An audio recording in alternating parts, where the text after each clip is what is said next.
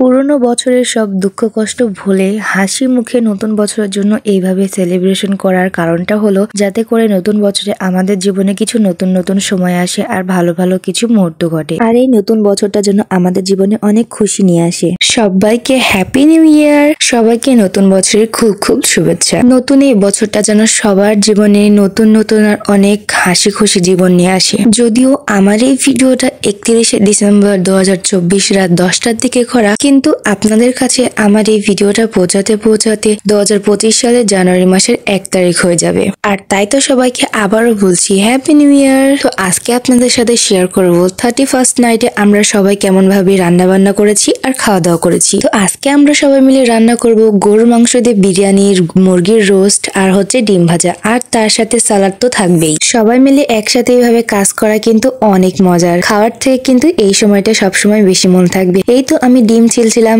আর তারপরে পারলাপও আমার সাথে যোগ দেয়, আর তারপরে আমাদের মধ্যে ছোটখাটো একটা কিন্তু প্রতিযোগিতা হয়ে যায়। প্রতিবারের মতো আমি জিতি। দেখুন কে আগে ছিলতে পারে ডিম। যে ডিমটা আগে ছিলতে পারবে তার জন্য একটা পুরস্কার আছে। কি পুরস্কার? একটা ডিম গোটা এক্সট্রা। ইয়েস। আমার ডান ডান ডান ডান ডান ডান ডান।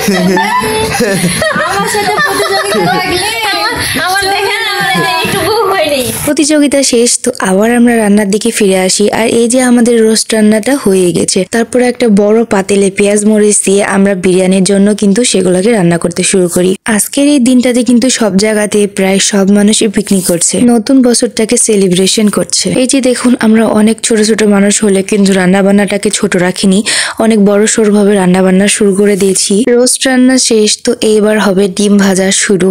আর এই যে অন্যদিকে একটা বড় পাতিলে আমি কিন্তু বিরিয়ানির জন্য প্রসেসিং শুরু করে দিয়েছি। যে বাড়িতে রান্না করছি সেই বাড়িতে কত সুন্দর একটা গরু দেখো। যাদের বাড়িতে আমরা পিকনিকের জন্য রান্না বান্না করছিলাম তাদের রান্নাঘরের পাশে ছিল একটা গরু এইভাবে, আর এই গরুটা ছিল প্রায় অনেক শান্ত আর অনেক ভালো। ঢাকনার উপরে খাইতে দিয়েছি, দেখছো? আর এই তো আমাদের রান্না বান্না শেষ, আর তারপরে বিরিয়ানিটাকে একটু টেস্ট করার পালা। আর আমি এইভাবে বসে বসে টেস্ট করছিলাম আর অনেক মজা করছিলাম। তারপরে আমরা সবকিছু তুলে নিয়ে দোতলার উপরে চলে আসি। আর এখন আমরা সবাই মিলে খিচুড়ি এইভাবে প্লেটিং এ সাজাচ্ছিলাম, আর তারপরে আমরা সবাই মিলে একসাথে বসে কিন্তু খিচুড়ি খাওয়া দাওয়া শুরু করে দেব।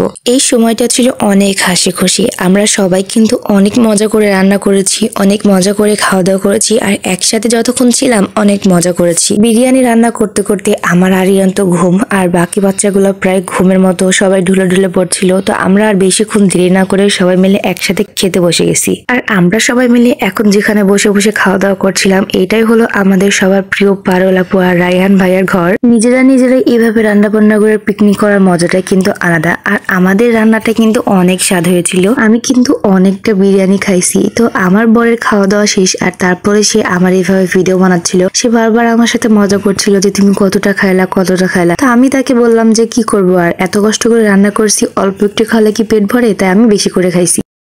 খাই দেবা এক প্লেট বান্ধি নিয়ে যাচ্ছি শুধু। চালাক।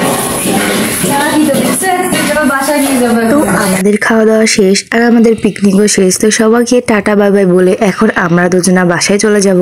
আর এখন 2024 সালের শেষ আর 2025 সালের শুরু। তো এই সালে সবার জন্য শুভকামনা রইল। সবাইকে টাটা।